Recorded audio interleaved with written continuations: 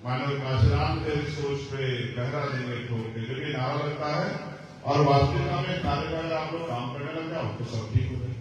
तो मैं अपनी बात को शुरू करते हुए महामानव तथागत बुद्ध से लेंगे संत श्री सतगुरु रविदास जी महाराज, भगवान वाल्मीकि महाराज, गुरु नानक देव, संत कबीर, गुरु घासीदास जी, संत गाडगे जी महाराज, नारायण गुरु, राष्ट्रपिता ज्योतिबा फूले, छत्रपति साहू जी महाराज, डॉक्टर बाबा साहब अम्बेडकर, ईवी पहलिया रामन नायक स्वामी, पहले यादव, बाबू जगदेव प्रसाद कुशवाहा, जननायक कपूर ठाकुर, महामना राम सुवर्मा, चौधरी महाराज सिंह भारती, संत राम प्रिय प्रजापति, बाबू सिंह दयाल चौरसिया,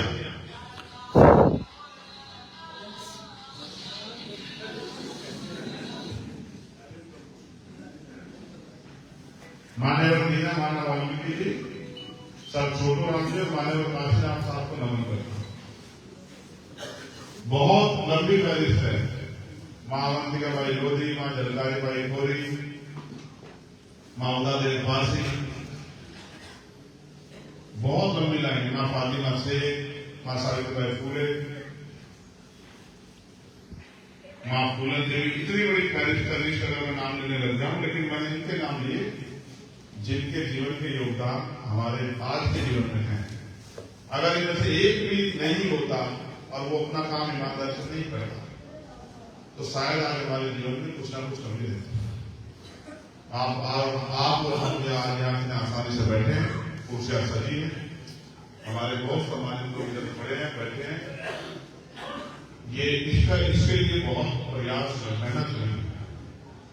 ये एक दिन का काम नहीं है। इतना बड़ा बदलाव जिनको अछूत मान के, शूद्र मान के, जाति का आधार बना के नीची जाति का कह के जिनको अपमानित किया गया, आज अगर हम कुर्सी में बैठने वाले बन गए तो इसमें आप जितने लोग यहां बैठे हैं शायद 1% का भी कोई योगदान ना, क्योंकि जिन्होंने किया है उन्हीं के नाम मैंने लिया। मेरे साथ चल के आए हमारी पार्टी के वरिष्ठ नेता, प्रदेश के महासचिव, राष्ट्रीय कोर कमेटी के मेंबर भाई आकिब साहब, भाई शिव कुमार विश्वकर्मा जी, कॉमरेड मेरे साथी भाई अबाबू जी, अविनाश अवनीश निगम जी और हमारे तमाम साथी जो यहाँ उपस्थित हैं, हमारी लीगल सेल के यहाँ के जिलाध्यक्ष अनूप जी और तमाम साथी, दिवाकर भाई, गोरखनाथ जी, विनय सागर जी, ये वो साथी हैं जो यहाँ बहुत अच्छे से काम करते रहते हैं। और मुझे बड़ी खुशी है क्योंकि हम विचारों से जुड़े हुए लोग हैं। मैं आपको गौर करने की एक बात बताता हूं, दुनिया में व्यक्ति राज नहीं करता, विचार राज करता है। जो अपने विचार को ज्यादा लोगों तक फैला देगा और लोगों को उस विचार से जोड़ देगा, उसी का राज है। आप जब मैं अभी मैंने बात को शुरू की तो मैंने नौजवानों को जब स्वागत हो रहा था देखा। आज मैं आपसे बहुत पॉलिटिकल बात नहीं, बहुत प्रैक्टिकल बात कर रही हूं। जिनसे आप संघर्ष कर रहे हैं और जिस काम के लिए संघर्ष कर रहे हैं, क्या उनके जितना समर्पण आपके अंदर पैदा हुआ है?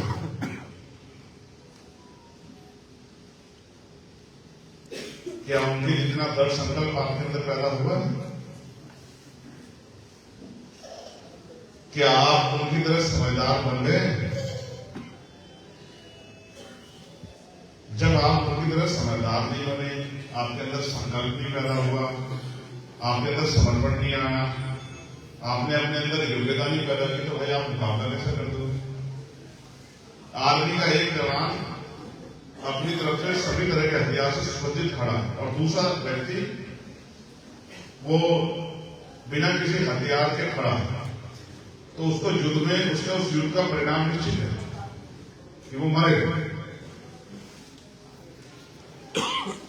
जब व्यक्ति सेना में भर्ती होता है, सामान्य आपके मेरे जैसा नौजवान होता है, सेना में भर्ती होते उसके हाथ में हथियार नहीं दी जाती, उसको बॉर्डर पे नहीं भेजा जाता।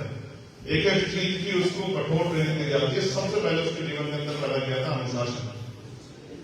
उसको सुबह 4 बजे उठना सिखाते हैं, उसको अपने सीनियर का आदेश मानना सिखाते हैं, उसको अभाव में समस्याओं में रहना सिखाते हैं। तमाम तरह की मुसीबतों का सामना करने के लिए उसको तैयार करते हैं। फिर उसको जो भी हथियार वो चलाता है उसकी ट्रेनिंग देते हैं। अगर वो दफ्तर में बैठेगा तो किस दफ्तर में क्या काम है, कैसे करना, उसकी ट्रेनिंग देते हैं। कि देश में सिविल सर्विसेज जो है उसके एग्जाम की एक एज है और अटेम्प्ट में इतने अटेम्प्ट ये लोग दे सकते हैं, इसमें दे सकते हैं। लेकिन उसमें भी जब 22 साल का व्यक्ति IAS क्वालिफाई कर लेता है उसको भी ऐसा नहीं कि जाके कहते हैं चलो आपने जिला अधिकारी बन गए हो, DM बन गए, जाके जिला चला लो। उसको भी ट्रेनिंग देकर समझाते हैं कि उसको कुर्सी बैठे करना है। आप भर्ती तो हो गए अपनी मार्केट में आजाद समाज पार्टी, आपके नेताओं ने आपको बताया है नहीं क्या काम करना है। आपने भी कभी सीखने का प्रयास नहीं किया। आदमी अपने मन से थोड़े भी सीखना है। ट्रेनिंग में जब बुलाते हैं कि आओ ट्रेनिंग करो, तो आदमी के मन में इच्छा होती है कि ट्रेनिंग से थोड़ी छूट मिल जाए। आदमी में से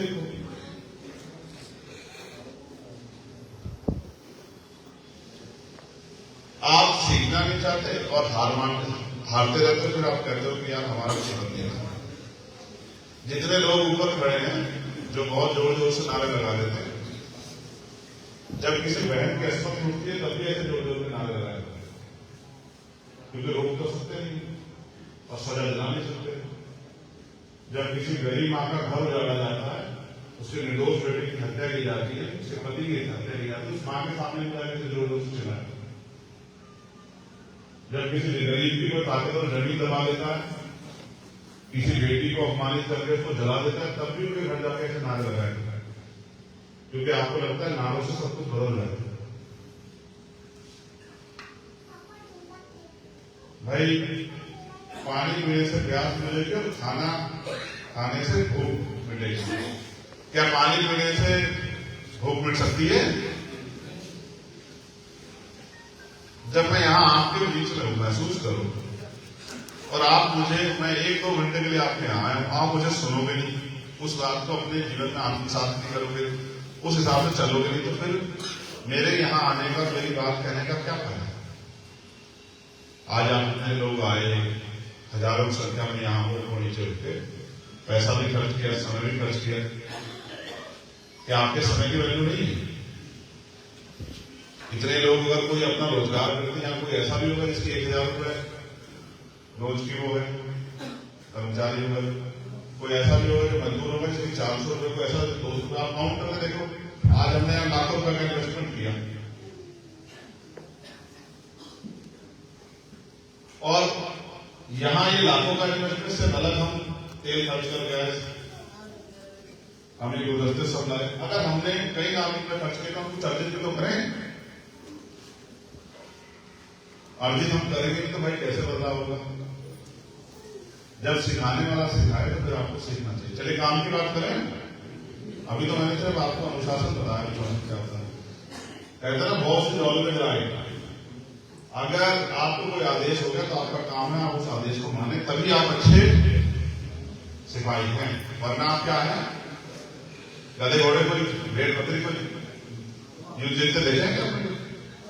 कोई लगाता है भेड़ बकरी में दाम? हर आदमी शानदार नेतृत्व में दाव लगाता है। अब मैं तो अपने अंदर जो कमी है उनको दूर करने के लिए किताबें पढ़ता हूँ, सीखता भी हूँ, सब चीजें करता हूँ। आप क्या करते हो? पढ़ते हो किताबें? बहुजन मिशन चलाने के लिए सबसे पहली शुरुआत यह है कि आप अपना इतिहास जानो, और इतिहास जानने के लिए आपको कहीं जाने की जरूरत नहीं है। तो आपके पास फोन भी है, वरना 2-3 महापुरुष ऐसे हैं कि कुछ किताबें पढ़ लो तो आपको पूरा इतिहास पता लग जाएगा। जैसे राष्ट्रपिता ज्योतिबा फुले की गुलामगिरी पढ़ोगे तो आपको सब पता लगेगा। डॉक्टर बाबा साहब अम्बेडकर की एलिमिनेशन ऑफ कास्ट पढ़ोगे तो आपको बहुत कुछ पता लग जाएगा। बाबा साहब अम्बेडकर की हिंदू धर्म की पहेलियां पढ़ोगे तो आपको बहुत कुछ पता लगता है। मान्यवर काशीराम साहब का जीवन संघर्ष पढ़ोगे, चर्चा भी पढ़ोगे तो आपको पहचान होना आसान हो जाएगा कि कौन आदमी ईमानदार है, कौन आदमी अपने लिए जी रहा है, कौन आदमी समाज के लिए जी रहा है। और अगर आप इस देश के संविधान को पढ़ोगे तो आपको पता लग जाएगा कि आप इस देश में जानवर नहीं, आप इस देश में इंसान, और आपकी इस देश की हर साधन संसाधन में हिस्सेदारी है। सरकार चाहे किसी की हो, लेकिन सरकार जो पैसा खर्च करती है वो पैसा हमारे टैक्स के पैसे का होता है। हम अपने हितों की रक्षा के लिए सरकार से सवाल कर सकते हैं। अक्सर क्योंकि लोग कानून नहीं जानते, पढ़ते नहीं है। देश में ये भी एक बहुत बुरी बात है कि ये पूरा देश संविधान चलता है, लेकिन संविधान इस देश में कहीं पढ़ाया नहीं जाता है। बहुत कम हिस्से कहीं कहीं होते हैं लोग जो लॉ के स्टूडेंट हो जाते हैं, वो पढ़ लेते हैं, बाकी तो कोई ज्यादा होता नहीं है, कोई यूपीएससी वगैरह का एग्जाम जो पढ़ लेता है। इसलिए मैं आपसे आग्रह करूंगा, आप राजनीति करें ना करें, लेकिन एक बार तैयारी करके यूपीएससी का एग्जाम जरूर दें। उससे आपकी नॉलेज बढ़ेगी और जब आपके पास ज्ञान होगा तब आप अपने हकों की बात को उठा पाओगे। जब आपको पता ही नहीं होगा आपका अधिकार है, क्या उठाओगे? इसलिए मैं अपने सभी भाइयों से कहूंगा, बहनों से जो पढ़ रहे हैं, एक बार वो यूपीएससी के एग्जाम में जरूर बैठे, टेंशन में तैयारी करें। एक बार यूपीएससी एग्जाम दें और उसकी तैयारी करेंगे तो उसमें आपको इतना ज्ञान हो जाएगा कि आप भविष्य में देखो, जैसे पुलिस है, पुलिस किसके लिए? पुलिस हमारे लिए। जितने भी सरकारी संस्थान है किसके लिए? हमारे लिए। ये जो सरकार बनी है किसके लिए बनी है? हमारे लिए बनी। लेकिन हम इनसे सवाल करते करते जो डीएम साहब बैठे हैं दफ्तर में, किसके लिए बैठे हैं? कोई रिश्तेदार थोड़ा है इसको चाय पिलाने को, जनता जाएगी मेरे पास की मेरी समस्या है और वो जनता के सेवादार हैं। हम तो अपने शब्दों में कहते हैं नौकर, लेकिन नौकर एक सम्मानित शब्द नहीं मानता। मालिक नौकर कह के अपने आप को नौकर को अपमानित करने का प्रयास करता है। इसलिए मैं कहता हूँ कि वो सेवा कर रहे हो, ठीक है? तो वो दफ्तर में इसलिए बैठा है कि जनता के पास जाए, अपनी समस्या बताए, वो उसको हल करके तनख्वाह मिलती है हमको। आप एसएसपी के पास, डीएम के पास जाते हो, डरते हो, एसडीएम के पास, एडीएम के पास जाकर डरते हो, और वो भी ऐसा व्यवहार करता जैसे उसके पता नहीं उसको क्या मिल गया। उसको ये नहीं पता कि वो जो तनख्वाह ले रहा है वो हमारे पैसों, वो हमारे टैक्स के पैसों से मिल रही है। जो आदमी हमारे पैसों पे तनख्वाह लेता हो, अपना परिवार चलाता हो, वो भी हमें लोभ दिखाएगा। इसलिए जब तक आप पढ़ोगे नहीं जानोगे कैसे। आप ऐसे घबराते हो, पता नहीं क्या कर देगा, उसके हाथ में क्या। अभी अगर पुलिस का आदमी को एक डंडा दिखा दे तो आदमी डर जाता है। एक नोटिस भेज दे, उसे नोटिस पे परेशान हो जाता है कि भाई ये क्या हो गया, नोटिस आ गया। ये भी समझता नोटिस है क्या? नोटिस आप उसको तामील ना करो, उसको वही ना करो, तभी नोटिस को पहले तो वकील भेज देता है। कई तरह के नोटिस होते हैं, इसलिए ज्ञान जरूरी है। चलो हम मिशन पे काम बात करते हैं, इंपोर्टेंट जो बात है, क्योंकि समय कम है और हमें इंपोर्टेंट विषय बात करना। मैं कई बार अपनी बातों में आपको समझा चुका कि लोकतंत्र की शक्ति क्या है। 14 अगस्त 1947 को हम लोग यहाँ अंग्रेजों के गुलाम थे। 15 अगस्त 1947 को हम लोग इस देश में आजाद हुए। आजादी के साथ अधिकार प्राप्त नहीं हुए। आजादी आई लेकिन अधिकार नहीं मिले। अधिकार कब मिले? 26 जनवरी 1950 को, जब संविधान लागू हुआ। संविधान की प्रस्तावना जो कहती है, मैं सबसे आखिर में पढ़ाऊंगा, पहले मैं सबसे पहले पढ़ाता हूँ। संविधान की प्रस्तावना पूरे संविधान का सार है कि संविधान चाहता है। संविधान इस देश में क्यों आए, ये देश को चलाने के लिए संविधान जरूरत क्यों है? संविधान वो है जो इस देश के हर व्यक्ति को समानता का अधिकार देता है, अवसर की समता देता है, प्रतिष्ठा और सम्मान का अधिकार देता है, राजनीति करने का, रोजगार करने का, बिजनेस करने का, अपने धर्म की पूजा अर्चना करने का अधिकार। आज अगर प्राण प्रतिष्ठा वो हो रहा है ना प्रोग्राम, तो वो संविधान के में जो अधिकार है आर्टिकल 25-26 में उसी के अनुसार हो रहा है। प्रधानमंत्री नहीं करा सकते थे, पहले नहीं करा पाए। ये संविधान की, अगर इस देश में मर्यादा पुरुषोत्तम राम को भी न्याय मिला, कहां से मिला? संविधान से, कोर्ट से। समझे नहीं समझे? इसलिए मैं आपको कह रहा हूं संविधान कितनी बड़ी ताकत है। अगर आप संविधान की ताकत को नहीं समझोगे तो फिर आप इस देश में अपने हकों की बात कर ही नहीं सकते। तो 26 जनवरी 1950 को जो संविधान आया, वो संविधान इस देश में समानता लेके आया। लेकिन जब बाबा साहब अम्बेडकर ने संविधान सौंपा तो उन्होंने बात कही, संविधान सभा में जो साथी जैसी संविधान सभा थी उसमें जब बाबा साहब की बात होती तो उन्होंने कहा संविधान सौंपते थे कि आज हम विरोधाभास की जिंदगी में कदम रख रहे हैं। राजनीति में 1 वोट 1 वैल्यू, राजनीति में तो हम लोग बराबर हो जाएंगे, लेकिन जब तक देश में सामाजिक गैर बराबरी जो जाति के आधार पे गैर बराबरी कैसे? ऐसे कि देश में दलित, बैकवर्ड, फॉरवर्ड, शेड्यूल ट्राइब, इस तरह की व्यवस्था बनी और उनमें जातियां, पहले जातियों से पहले वर्ण थे, ब्राह्मण, क्षत्रिय, वैश्य, शूद्र। तो आज भी वर्णों की स्थिति से बहुत सारे वर्णों में बहुत सारे बदलाव नहीं हुए। ब्राह्मण समाज का जो वर्ण था, आज ब्राह्मण समाज के जो लोग हैं वो एक ही वर्ण में हैं। जो क्षत्रिय समाज का वर्ण था, वो जितने भी क्षत्रिय समाज के लोग हैं वो एक ही वर्ण में हैं। और वैश्य समाज के लोग बंटवारा काम हुआ शूद्रों में। शूद्रों को 6,743 जाति में तोड़ दिया गया। अब उनमें ऊंच नीच है। यादव कहते हैं मैं कुर्मी से बड़ा हूँ, कुर्मी कहते हैं मैं पाल से बड़ा हूँ, पाल कहते हैं मैं प्रजापति से बड़ा हूँ, प्रजापति कहते हैं मैं निषाद से बड़ा हूँ, निषाद कहते हैं मैं मौर्य से बड़ा हूँ, वो कहते हैं मैं गुजर से बड़ा हूँ, वो कहते हैं मैं जाट से बड़ा हूँ। तो जो बैकवर्ड की जातियां हैं उनमें जाति के आधार पर ऊंच नीच। और शेड्यूल कास्ट के लोग, शेड्यूल कास्ट में तो बहुत जातिवाद हो गया। मुझे कहने में कोई संतोष नहीं। चमार गए मैं वाल्मीकि से बड़ा हूँ, वाल्मीकि गए मैं पासी से बड़ा हूँ, पासी गए मैं धोबी से बड़ा हूँ, वो गए मैं कोई से, खटीक से, नानू से। तो हम दूसरों को कहते हैं वो जातिवादी, हम लोग के अंदर बहुत जातिवाद पैदा होते हैं।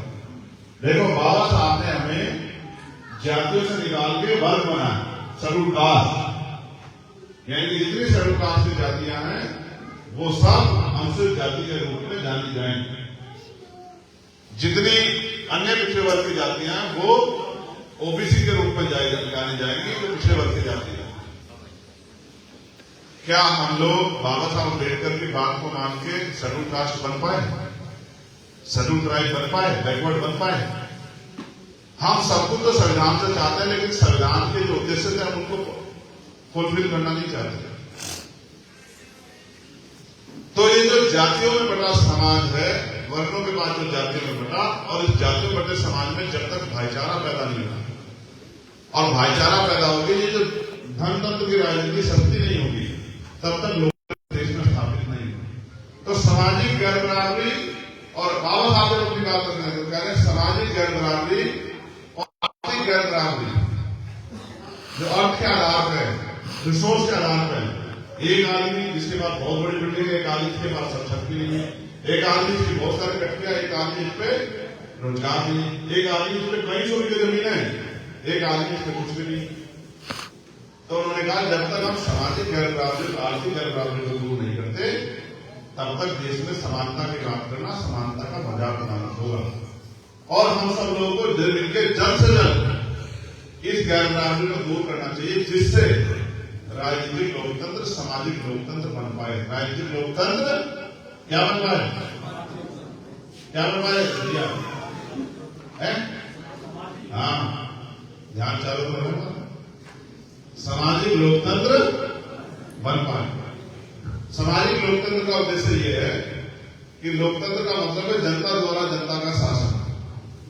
मगर इस देश में तो ये है नहीं।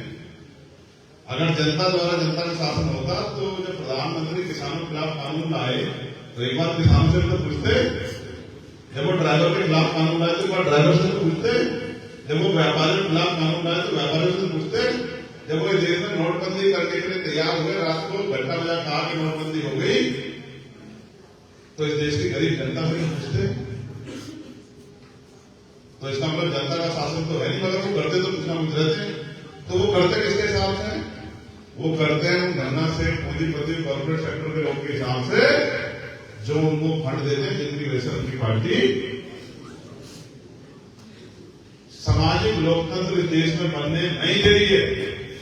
सामाजिक लोकतंत्र का मतलब है कि हर व्यक्ति राजनीतिक लोकतंत्र में हिस्सा लेता है, लेकिन चुनाव में कहता है कि 30-35 लाख रुपए आप खर्च कर सकते हैं, यानी कि जिसके अकाउंट में 30-35 लाख रुपए में वही तो राजनीति कर सकता है। तो आप बताओ, आपने कितने लोग जिनके अकाउंट में 30-35 लाख रुपए हैं? जरा आप बताओ। तो यानी कि इस लोकतंत्र में तो आप कहीं हुई, यानी कि गरीब का बेटा, किसान का बेटा, मजदूर का बेटा तो कामयाब नहीं हो सकता। आप महसूस करो ना, इतना पैसा ये लोग प्रचार में खत्म करते हैं, लाते कहां से? आज की राजनीति व्यापार हो गई। पहले आदमी पैसा खर्च करता है, फिर आदमी पैसा कमाता है, और गरीब लोग ऐसे में आते हैं तो मुश्किल से एक टाइम का राशन, जिसको प्रधानमंत्री जी खूब वादे कर करके, आप देखो महसूस करो 70 साल से ज्यादा का लोकतंत्र हो गया, लेकिन प्रधानमंत्री ने बड़े गर्व से कहा राजस्थान का मध्य प्रदेश चुनाव मैं 80 करोड़ लोगों को सस्ता राशन देने की योजना को 5 साल के लिए लागू कर रहा हूं। यानी कि देश में 80 करोड़ लोग ऐसे हैं जो यानी कि आधी आबादी से ज्यादा जो सस्ते राशन पर डिपेंड हैं, जो लाइन में लग के राशन लेते हैं। इसका मतलब 70 साल में बहुत कुछ बदलाव। हम भुखमरी में नीचे ऊपर की तरफ को बढ़ गए, हम बेरोजगारी में ऊपर की तरफ को बढ़ गए, हम महंगाई में ऊपर की तरफ को बढ़ गए। तो जहां से जनता को सुख सुविधा मिलती वहां तो ऊपर की तरफ बढ़ गए, और जहां से जनता की जेब कट गई वहां हम तेजी से नीचे की तरफ बढ़ रहे हैं। तो मैं पूरे देश में जाता हूं, महसूस करता हूं कि गरीब अपनी जिंदगी में परेशान है, क्योंकि कोई सुख सुविधा नहीं है, कुछ नहीं। और मुझे बहुत तकलीफ के साथ बताना पड़ रहा है मेरे प्यारे सम्मानित भाई बहनों, परिवार के लोगों, जब मैं उड़ीसा जाता हूं, झारखंड जाता हूं, छत्तीसगढ़ जाता हूं, तो मैं महसूस करता हूं कि आज भी लोगों के पास पीने का साफ पानी नहीं। और उसके छोड़े जब मैं दिल्ली में भी जाता हूं तो बहुत सारी बस्तियां ऐसी है जो गांव में सता दिए गए लोग, जिनकी जमीनें कब्जा ली, डरा धमका दे, लोग भाग के शहर में चले गए। तो दिल्ली में देश की राजधानी जब प्रधानमंत्री को कोई आयोजन कराते हैं, G20 कराया था ना, तो वो गरीबों की बस्तियों के सामने बड़े बड़े बोर्ड लगा देते, क्योंकि वो गरीबी दूर नहीं कर पाए। उनको अच्छे मकान नहीं, देवन की झोपड़े वाले बड़े बड़े बोर्ड लगा देते छिपाने के लिए, सच्चाई छिपाने के लिए बोर्ड का प्रयोग होता है। और जब मैं घटना हुई थी, मैं गया परिवार में, देखा जहां परिवार रहता है, और वो परिवार था अम्बेडकर नगर, एक बच्चे की चाकू से गोद के हत्या कर दी गई थी। मैं जब उनके घर गया तो मैंने देखा वो नाले के ऊपर पड़े स्लैब पर रहते हैं, और उनकी घर की छत है 5.5 फीट के अंदर घुसा तो मुझे गर्दन झुका के जाना पड़ा। और विश्वास करो इतनी गंदी स्मेल आ रही थी वहां से, क्योंकि पूरी गंदगी रह गई इसके नीचे को, कि आदमी वहां 1 मिनट बैठ नहीं सकता, वो परिवार वहां रहता है। ऐसे भी लोग अपने जो काट रहे। तो मैं तो घूमता रहा, कल मध्य प्रदेश की रिपोर्ट मेरे पास आई, और मैं मध्य प्रदेश घूमा में चुनाव में, बहुत सारी ऐसी जगह है जहां लोगों के पास गादला पानी, मिट्टी का पानी लोग पीते थे। तो आप समझो जब 70 साल में लोगों ने ये नहीं सोचा, जो सरकार में बैठे जो किसी जाति धर्म के लोग हों, कि भाई गरीबों को पीने का साफ पानी मिल जाए, तो वो कितने कैसे हो सकते हैं। आज भी लाखों मकान ऐसे हैं, लाखों लोग ऐसे हैं जिनके घर पे पक्के मकान नहीं। आज तक अभी तक सरकार ना प्रधानमंत्री आवास योजना, इसका मतलब आवास नहीं है ना। आज भी पहनने के लिए अच्छे कपड़े नहीं है, गरीब एक जैकेट में पूरी सर्दी निकालता है, और बहुत सारे लोगों के हालात है कि वही कपड़े हैं 2 जोड़ी, जब गंदे होते फटाफट रात को धोके डाल देते हैं, सुबह पहन देते हैं। ये हालात आज भी है। कोई कहे कि हमारे यहाँ बहुत अच्छे हैं, हो सकते हैं, लेकिन सब लोगों के। अब सवाल ये है कि जनता तो अपना पूरा टैक्स दे देती, चाहे वो GST के रूप में हो या अन्य कोई टैक्स हो, चाहे वो पेट्रोल पे लगने वाला टैक्स हो, चाहे वो डीजल पे लगने वाला टैक्स हो, कोई भी टैक्स जनता तो दे दिया। लेकिन टैक्स को इस तरह समझ लो, ये जो हमारे गरीब लोग हैं सोचते हैं हमारा तो कुछ नहीं, सरकार तो हमको एहसान करेगी देगी। आपने अगर 1 रुपए का भी सामान खरीदा देश में, कोई भी सामान, तो 28% टैक्स लगेगा उसका। यानी कि 1 पैसे में से 28 पैसे किसके पास जाएंगे? सरकार। अगर एक परिवार, सामान्य परिवार 1 महीने में 10,000 रुपए का सामान खरीदता है, सामान खर्च करता है, तो 2,800 रुपए सरकार के खाते में जाते हैं। कितने पैसे? तो 2,800 में से अगर वो 500 रुपए का राशन आपको दे देते तो कौन सा बड़ा काम करें? तो इससे तो उनकी जेब में बच रहे हैं, बच रहे हैं। तो उन्होंने आपको दिया है, आपसे लिया। देखो बहुत कुछ है जो धीरे धीरे समय आने पर समझाऊंगा। हमने तैयारी कर ली सब लोगों ने मिलकर कि हम इस लड़ाई को जमीन पर ले जाएंगे। एक तो मैं बहुजन समाज के लोगों से कहूंगा कि हमारे नेता, जो बड़े नेता को फैसला लेने, तो आप अपने आप कमजोर, अपने आप को महसूस मत करो। अगर वो अपनी लड़ाई नहीं लड़ना चाहते, वो निडरता नहीं दिखाना चाहते, वो कमजोर अपने आप को महसूस कर रहे हैं, उनको कोई दबाव है तो चंद्रशेखर आजाद तो है नहीं? बता भाई, ये लड़ाई निडरता से, ये लड़ाई आंख से आंख मिला लड़ जाएगी। मैं अपने अधिकार मांगूंगा तो गर्दन झुका के मांगूंगा, बताऊंगा ये लड़ाई तो इस भारतीय जनता पार्टी आरएसएस की सरकार साफ लड़ी जाएगी। वो इस देश में संविधान को लोकतंत्र की हत्या करना चाहते हैं, आपको गुलाम बनाना चाहते हैं। तो मैं उनसे कहूँ कि हाथ जोड़ के मेरे को गुलाम मत बना। हमें तो ये करना है कि उनकी कुर्सी जिस कुर्सी बैठ के कर रहे हैं सत्ता का वो छीन लें उनसे, जो सत्ता के सामने मेरे घबरा समझ रहे हो। तो मैं महसूस करता हूँ हमारे लोग तो बेचारे डरे सहमे से होंगे, अरे भाई क्या होगा क्या होगा। देखो ये लोकतंत्र है, जनता जब जागरूक हुई तो बड़े बड़े निजाम बढ़ जाते हैं और ऐसा बहुत हुआ है। एक तो जरूरी है क्योंकि अब माननीय काशीराम साहब को मानने वाले लोग हैं। काशीराम साहब कहते थे कि ना मिलने वाला समाज ही ना मिलने वाला नेता पैदा कर सकता। एक तो समाज ये जो है राशन के आधार पर अपनी वोट का सौदा करना बंद कर दिया। राशन तो हम लोग से भी अपना पेट भर रहे थे मेहनत मजदूरी करके और आज भी भर लेंगे, लेकिन जो वोट बाबा साहब मिल करके 4-4 बच्चों को पाने से मिली है उसको दुश्मन को मत दो। अगर आप किसी स्वार्थ में ये वोट उनको देते हो तो आप अपनी आने वाली पीढ़ियों को इस देश में गुलाम बनाने का काम करो, उनकी मदद करो। ये तो बुरा है, बुरा अच्छा बताओ। देखो जब तक संविधान नहीं आया था तो पाल को, प्रजापति को, कश्यप को, निषाद को, नुनिया को, चौहान को, राजभर को, यादव को, गौरी को, फटीक को, चमार को, दुसाद को कौन बिठाता था मुझसे? बिठाता था। संविधान आया तो फिर आईएएस आईपीएस भी बने हैं। ये संविधान में तो है पॉलिटिकल रिजर्वेशन भी, जो सरपंच से लेके और सांसद तक का पद है या नहीं है? ये नहीं है तो कोई कुर्सी आज वजह खत्म हो गई क्या? तो जुड़ी तो है ना। और उसकी खाली गहरी जुड़ी कैसे कि एक संत है राम भद्राचार्य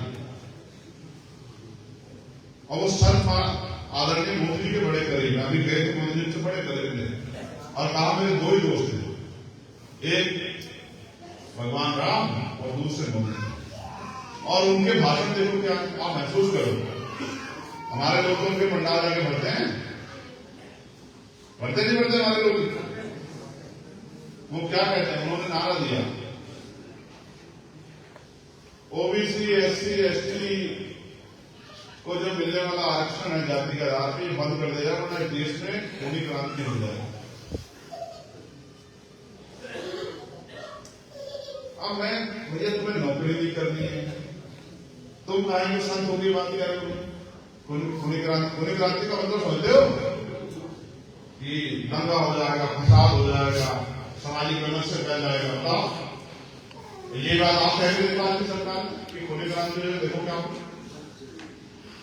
और जब उन्होंने कुछ दिया नहीं, आपने मुझसे मान लो या मना करो तो समझ आता, आपको कुछ बोल भी नहीं। फिर उन्होंने भाषण दिया कि चारों वर्गों में जो राम को नहीं भेजा वो क्या है, वो समान है। राम को भेजने वाला उत्तम और चांद को भेजने वाला नीच। और सदगुरु रविदास जी ने क्या कहा कि मन चंगा तो गंगा। और गुरु कबीर जी ने क्या कहा, उन्होंने कहा अगर पत्थर पूजे तो भगवान मिले तो मैं पूजू पहाड़।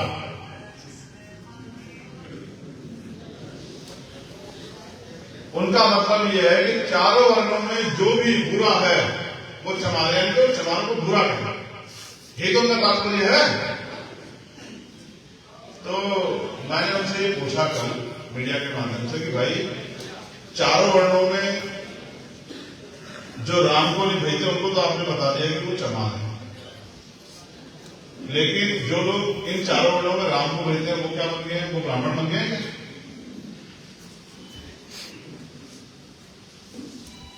तो उनके पास जवाब नहीं। फिर उन्होंने कहा जो मुझे सबसे बुरा लगा कि मरे मुलायम काशी राम, और बड़े उत्साह में।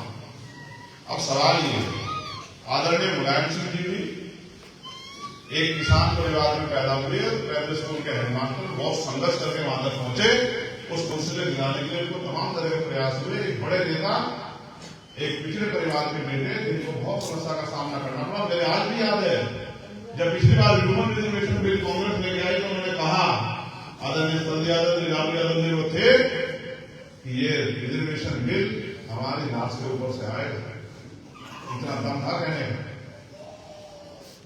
अब दूसरे मान्यवर काशीराम साहब, तो मान्यवर काशीराम साहब हमारे यहाँ कहा गया गुरु गोविंद दो खड़े काके का रुचवाए, और बलिहारी गुरु आपने गोविंद जी बताए। हमारे यहाँ गुरु का दर्जा माता पिता से भी बढ़कर है। हमारे माता पिता नहीं, लेकिन गुरु तो है, हम उनका कितना सम्मान करते हैं, अपने जान से बढ़ के करते भी करते हैं। उनकी अगर तस्वीर को माल्यार्पण करने के वैज्ञानिक दृष्टिकोण तो भी जूते निकाल के जाते हैं, जाते नहीं जाते हैं। अब काशीराम साहब हमारे रहबर हैं, उन्होंने हमें बोलना, संघर्ष करना सिखाया, गरीब के बेटों में भी सामाजिक चेतना पैदा की, जागरूकता पैदा की। वो खुद के लिए नहीं जिए, पूरा जीवन क्लासरूम की नौकरी को लात मार दी, अपमान सह के हमारे लिए संघर्ष किए। अब आप बताओ, वो हमारे गुरु भी, हमारे पिता के समान भी, उनके परिनिर्वाण में कोई हंस के मजाक कराए तो हमें क्या लगना चाहिए? इन देश में क्या आस्था एक धर्म के लोग की है क्या? हमारी भी तो आस्था है, हमारे भी तो अधिकार है। अगर कोई हमारी आस्था के साथ खिलवाड़ करेगा, कोई हमारे महापुरुषों का अपमान करेगा, तो हम क्या हम कमजोर है? तो अभी मैं कल जाऊंगा ना, तो उनके खिलाफ लिखाऊंगा मुकदमा दिल्ली में, और उनको बुलवाऊंगा जेल, और जब आएंगे कोर्ट पर तारीख भरने के लिए, तब उनको पता लगेगा कि ये देश संविधान का देश है।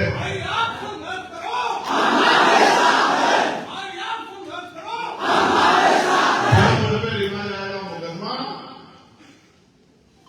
कोई अधिकार थोड़ा ही है कि आपने जाति के आधार पर जिनको ऊंचा और नीचा बना दिया, वो सारी जिंदगी आपका अपमान करते रहेंगे। भारतीय संविधान किसी को ऊंचा नीचा नहीं बनाता, भारतीय संविधान सबको बराबर बनाता है। कोई हमें अपमानित करने का काम करेगा, हम भी उसे चैन से नहीं बैठने देंगे, चाहे उसका सुरक्षा कवच बन के आदरणीय मोदी जी क्यों ना खड़े, उनको भी बताइए कि वो संविधान से बड़े